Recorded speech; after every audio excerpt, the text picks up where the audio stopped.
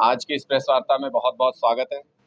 मेरे साथ हमारे जिला अध्यक्ष एवं अन्य पदाधिकारी सभी सीनियर नेतागण मौजूद हैं। मैं कल परसों एक खबर पढ़ रहा था सिरसा से ही, जिसको पढ़ करके बड़ा दुख हुआ कि पिछले 15 दिनों में 4 मौतें नशे से इस इलाके में हो चुकी हैं। मैं इसका जिक्र इसलिए कर रहा हूं क्योंकि ये वो चीज़ है जो रिकॉर्ड पे आई और जो मीडिया के अंदर आई। ऐसी बहुत सारी नशे के कारण मौतें होती हैं जो रिकॉर्ड पे आ ही नहीं पाती हैं। ये कैसी स्थिति बनती जा रही है इस पूरे इलाके में, नशे को लेकर के लगातार हम भी और जनता भी आवाज उठाती रही है कि इस पूरे इलाके में नशा बहुत तेजी से बढ़ रहा है और सरकार इसको रोकने के लिए कोई इंतजाम नहीं कर रही है। दूसरी तरफ इस पूरे इलाके में ग्राउंड वाटर की वजह से और अन्य कारणों की वजह से जो कैंसर की दिक्कत लगातार बढ़ती जा रही है, पेशेंट्स की तादाद लगातार बढ़ती जा रही है, एक्सप्लोड हो रही है कह सकते हैं उसको। ऐसी स्थिति है कि यहाँ पर नशे के इलाज के लिए भी, कैंसर के इलाज के लिए भी विश्व स्तरीय मेडिकल सुविधाओं की जरूरत है। लेकिन विडंबना देखिए कि भारतीय जनता पार्टी की सरकार जो बड़े बड़े दावे करती है, वो सरकार पिछले 2 साल में अपने ही घोषित किए हुए मेडिकल कॉलेज की, मल्टी स्पेशलिटी सरकारी अस्पताल की, मुझे नहीं लगता नींव भी आज तक ढंग से रख पाए हैं, उसकी शुरुआत कर पाए हैं, उसके टेंडर क्लियर कर पाए हैं। 6 महीने में बताते हैं 2-2 बार तो उसके टेंडर रद्द हो चुके हैं। जो टेंडर प्रक्रिया है वो अगर 600 दिन बीत जाने के बाद भी अगर शुरू ना हो तो इसका मतलब कि सरकार की नीयत नहीं है इस काम को कराने की, और सरकारी दफ्तरों के सरकारी प्रक्रिया में चक्कर लगा लगा के लोगों को बेवकूफ बनाने की कोशिश भारतीय जनता पार्टी की सरकार कर रही है। चूंकि कल मुख्यमंत्री आ रहे हैं यहाँ पर, इसलिए आम आदमी पार्टी उनसे ये सवाल पूछना चाहती है कि मुख्यमंत्री जी, जो पुराने और नाकाम मुख्यमंत्री थे भारतीय जनता पार्टी के, मनोहर लाल जी, उनको तो आपने बदल दिया, लेकिन बदले में क्या लेकर के आए ये जानने का अधिकार भी हरियाणा के लोगों को है, सिरसा के लोगों को है। अगर एक खराब आइटम को बदल के दूसरा खराब आइटम ले आए हो तो फिर इससे लोगों का तो कोई भला नहीं होने वाला।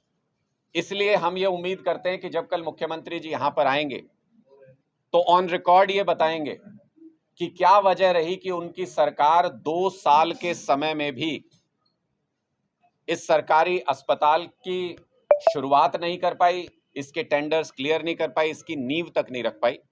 और क्या नशे से बाहर निकालने का सिरसा को, इस पूरे इलाके को, उनके पास कोई मास्टर प्लान है?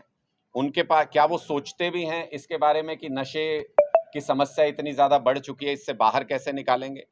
कैंसर जो लगातार अपने यहाँ पर फैलाव करता जा रहा है, लगातार लोगों को अपनी चपेट में ले रहा है, क्या उसके इलाज की कोई व्यवस्था आज के दिन में सरकार के पास है? और भविष्य में जो अस्पताल बनना है जहां पर वो सुविधा हो सकती है, उसके बारे में क्यों सरकार अभी तक विचार नहीं कर पाई? ये जो आनन फानन में घोषणाएं कर रहे हैं कि ये दे देंगे, वो दे देंगे, 50,000 नौकरी निकाल दी, 40,000 नौकरी निकाल दी, पिछले 10 साल में तो नौकरी दे नहीं पाए ढंग से। जो पेपर कराए लीक हो गए, जो रिजल्ट निकालते हैं नौकरियों का उसको कैंसिल कर देते हैं, कभी लेटर दे के वापस ले लेते हैं। जितनी कच्ची नौकरियां लगाई इन्होंने कौशल रोजगार में, उनका कोई भरोसा नहीं वो अगले साल दोबारा रहेंगी कि नहीं रहेंगी, वो सब कच्ची नौकरियां हैं। ऐसी स्थिति में जहां एक तरफ सरकार की योजनाओं की वजह से आम आदमी की कमर टूटी हुई है, चाहे वो प्रॉपर्टी आईडी हो, चाहे वो फैमिली आईडी हो, उनकी नौकरी योजनाएं हो, सारी चीजों से बहुत परेशान। और उसके बाद जो जरूरत है कि सुविधाएं कम से कम ऐसी हो, फ्री हो और अच्छी हो, वजह से आम लोगों का इलाज कराने की सुविधा, नशे के शिकार बच्चे से बाहर निकाला जा सके, उनका इलाज कराया जा सके। उसके लिए जो घोषणा मेडिकल कॉलेज की, जो अस्पताल की, उस पर 2 साल के बाद भी सरकार काम नहीं कर पाई। मेरा सिरसा निवासियों से भी आग्रह है कि जब कल मुख्यमंत्री जी आए तो उनसे पुरजोर तरीके से इस सवाल को पूछें। और मेरा मुख्यमंत्री जी से भी आग्रह है कि अगर आप सिरसा आ रहे हैं तो फिर यहाँ पर लबाबदार भाषण देके मत चले जाइएगा। सिरसा के लोगों को ये बताइएगा कि उनकी मूलभूत सुविधा जो अस्पताल की उनको चाहिए उस पर 2 साल से कोई काम क्यों नहीं हो पाया। आपके कोई प्रश्न है तो आप पूछ सकते हैं।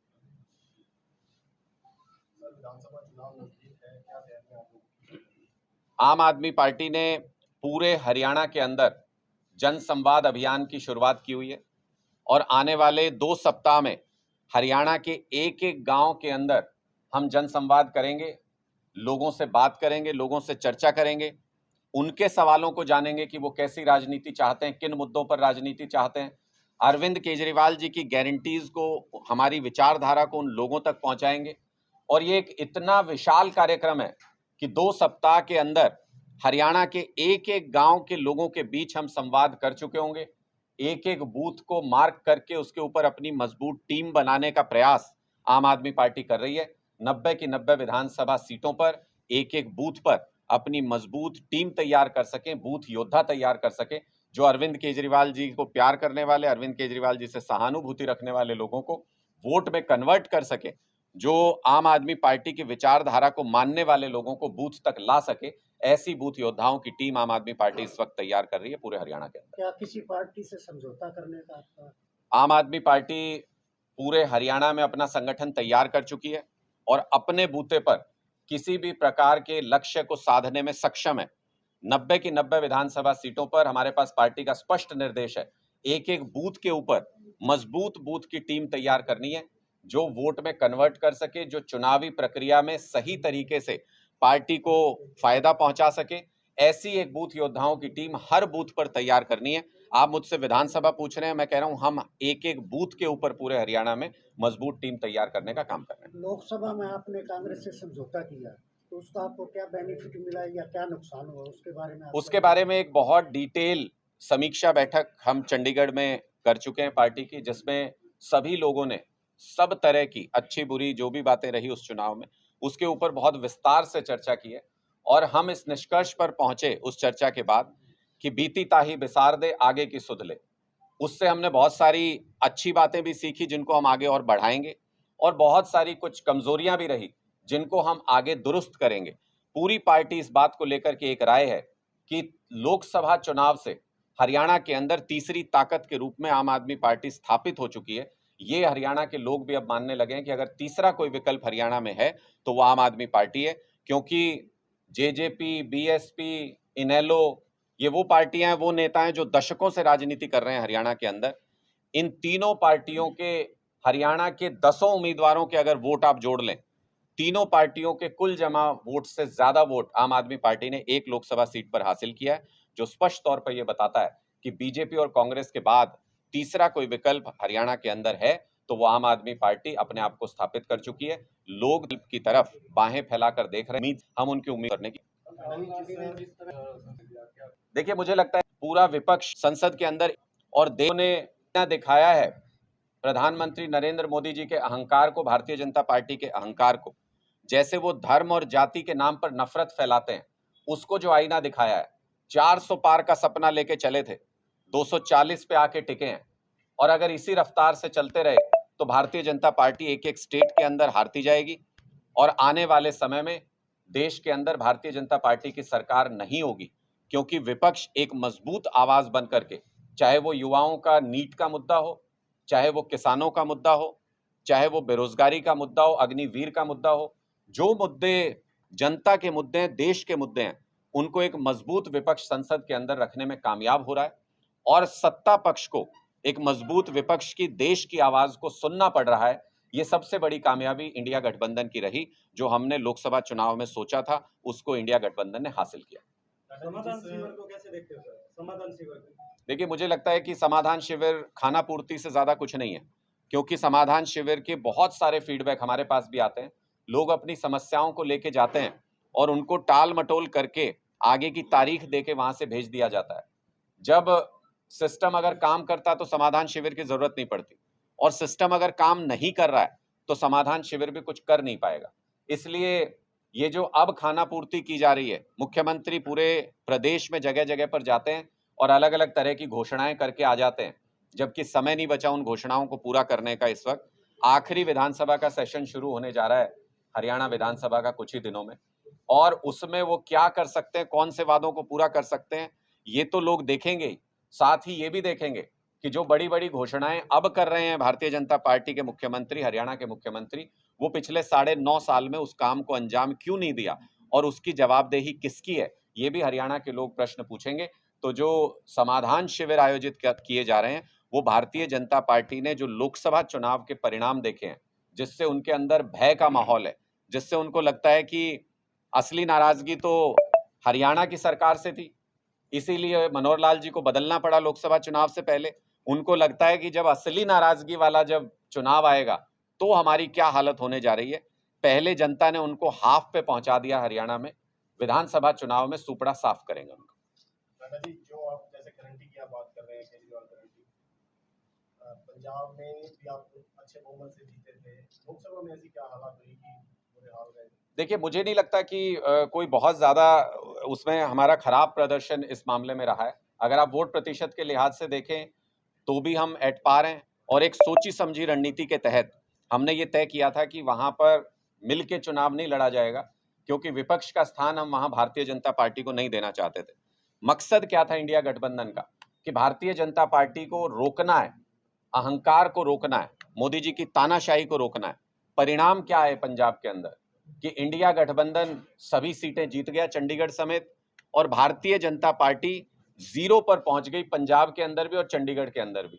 यानी कम से कम एक सूबा और एक केंद्र शासित प्रदेश, एक केंद्र शासित जगह हमने क्लियर कर ली पूरी तरह से, जहां पर भारतीय जनता पार्टी के कोई फुटप्रिंट नहीं है। इस मामले में अगर देखें तो रणनीति कामयाब रही।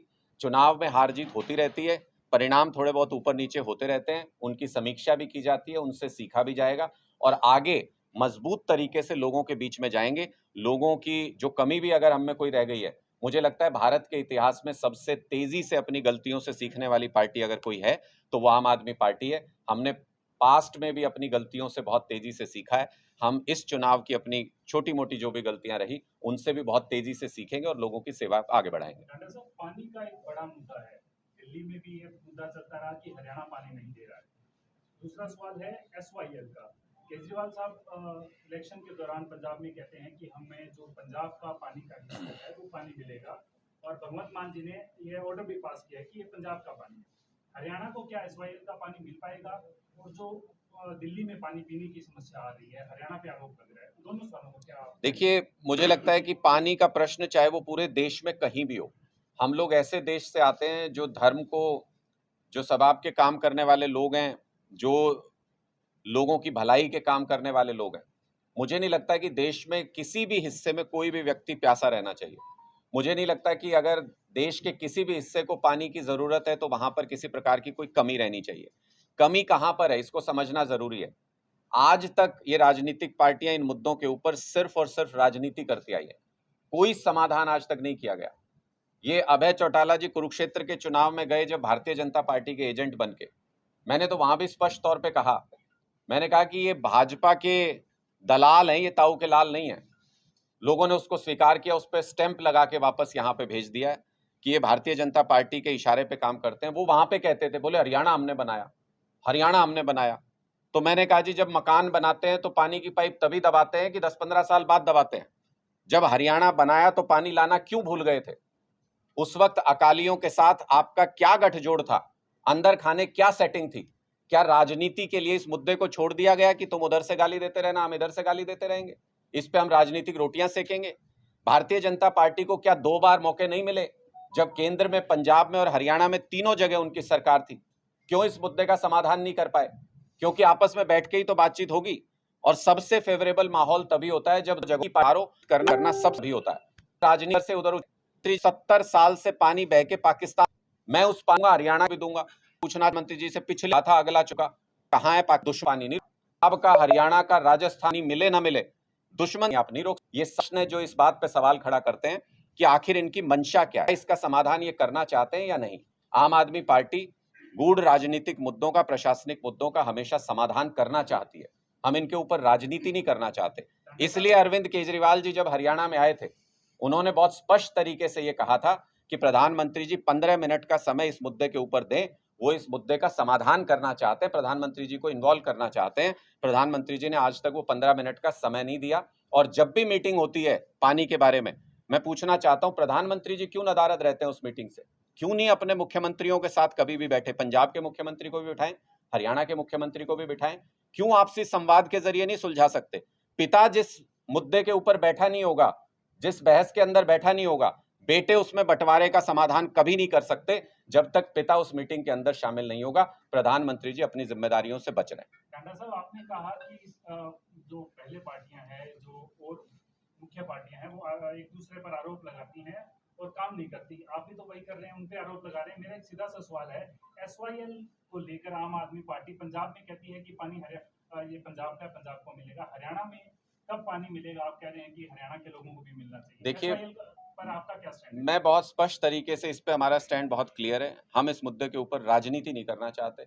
हम ये चाहते हैं कि हर प्रदेश को उसकी जरूरत का पानी मिलना चाहिए और जहां भी देश के अंदर कमी हो वो उपलब्ध कराना केंद्र सरकार की, प्रधानमंत्री की जिम्मेदारी है, प्राथमिक जिम्मेदारी उनकी है।